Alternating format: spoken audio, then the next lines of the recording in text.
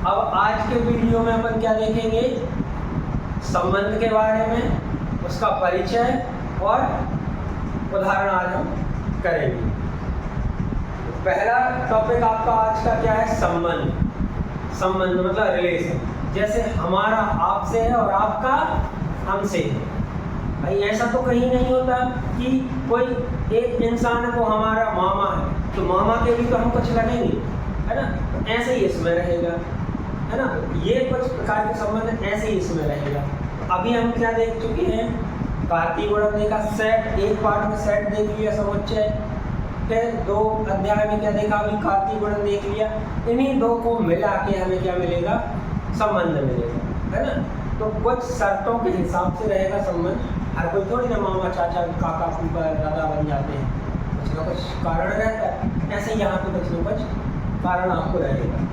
परिभाषा दी है आपको, परिभाषा देखो, किसी अरिक्त समुच्चय, हमेशा याद रखना, किसी अरिक्त समुच्चय ए से अरिक्त समुच्चय बी में संबंध कार्तीय गुणन A क्रॉस B का एक उप समुच्चय होता है। मतलब 2 सेट है आपके पास, एक A सेट है और एक B सेट है, दोनों अरिक्त समुच्चय है।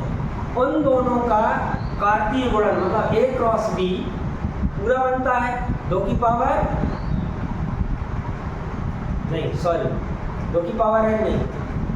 कितने एलिमेंट्स मिलेंगे, वही A गुणित B, मतलब A सेट के अवयवों की संख्या गुणित B सेट के अवयवों की संख्या। कब पता चलता है इतने अवयव आएंगे, काय में, कार्तीय गुणन में। उन अवयवों में से ही कोई एक सेट बनेगा जो क्या कहलाएगा, आपका संबंध बनेगा। ठीक है, तो संबंध कितने होंगे, जितने A क्रॉस B के उप समुच्चय बनेंगे। यह उप समुच्चय A क्रॉस B के क्रमित युग्मों के प्रथम तथा द्वितीय घटकों के मध्य एक संबंध स्थापित करने से प्राप्त होता है। द्वितीय घटक प्रथम घटक का प्रतिबिंब कहलाता है। तो ये चीज अपन आगे देखते हैं, समझते हैं ना। संबंध का अर्थ समझे और अच्छे से समझ रहे हैं, अभी और बता रहे हैं। इसके बाद जैसा आपने समुच्चय में पढ़ा था, समुच्चयों का निरूपण, एक क्या पढ़ा था आपने, रोस्टर रूप में, और दूसरा पढ़ा था समुच्चय निर्माण रूप में, पढ़े थे। सेम टू सेम यहाँ आपके संबंध में आएंगे, है ना। इसके बाद पढ़ेंगे हम क्या, प्रतिबिंब और पूर्व प्रतिबिंब, प्रतिबिंब और पूर्व प्रतिबिंब। और उसके बाद पढ़ेंगे क्या, प्रांत, परिसर और सहप्रांत, मतलब प्रांत, सहप्रांत और परिसर पढ़ेंगे। ठीक है, और 1-2 मुख्य बिंदु हैं, उनको और हम आज के लेक्चर में अपन देखते हैं। ठीक है,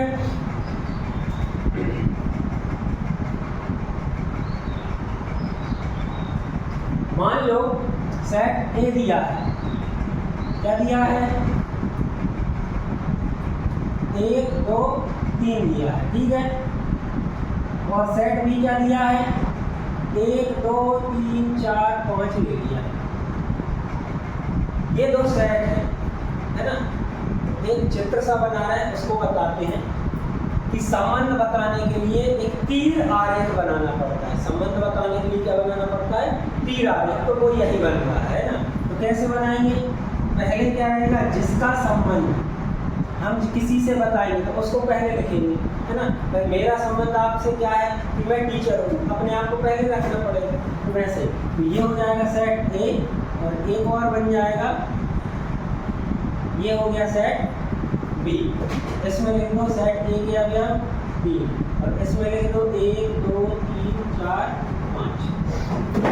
अब यहाँ पे क्या है, संबंध बताना है तो रिलेशन क्या हो जाएगा, ऐसा निशान लगाएंगे, ए का बी से संबंध, ए का बी से संबंध। ठीक है, अब मान लो 1 का 2 से संबंध है, 2 का 3 से संबंध है, 3 का 4 से संबंध है।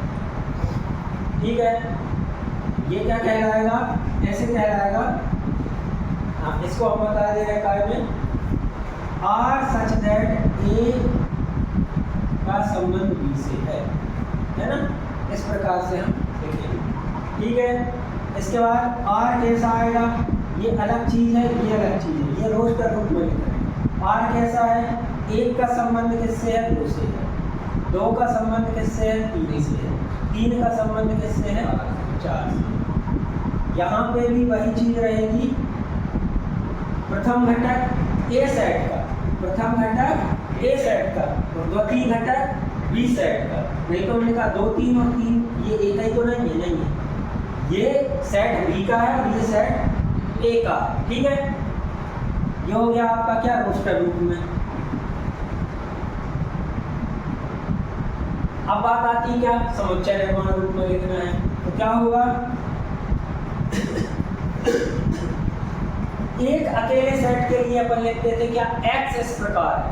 अब यहाँ पे ये हो गया, मान लो क्या x, तो इसको क्या मान लेंगे, इसके अवयव y मान लेंगे, है ना।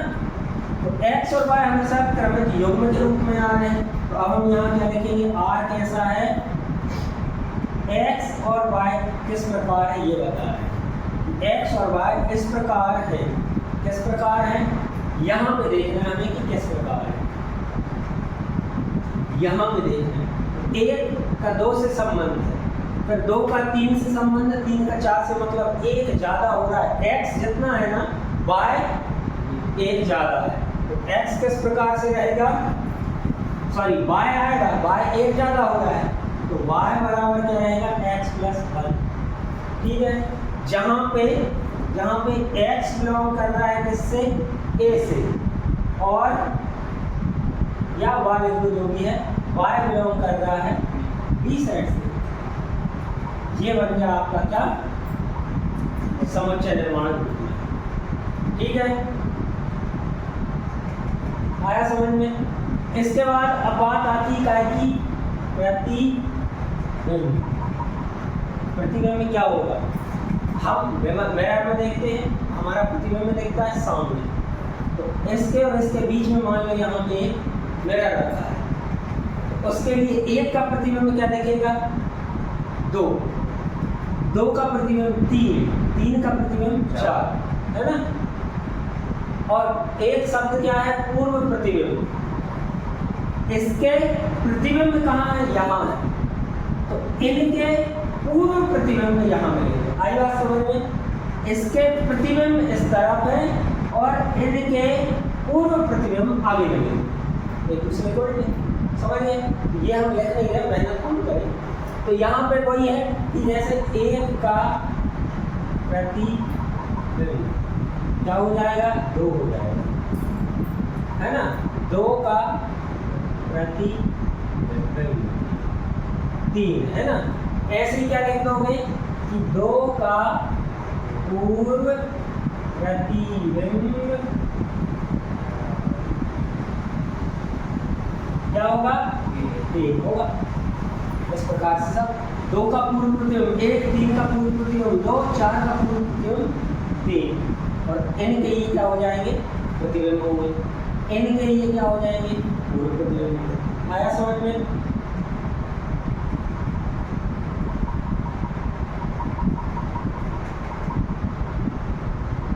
ठीक है, इतनी चीजें हैं। क्या हो गई कि सेट दिए हैं, उनके बीच ये हो गया आपका क्या, तीर आरे, है ना। क्या होगा,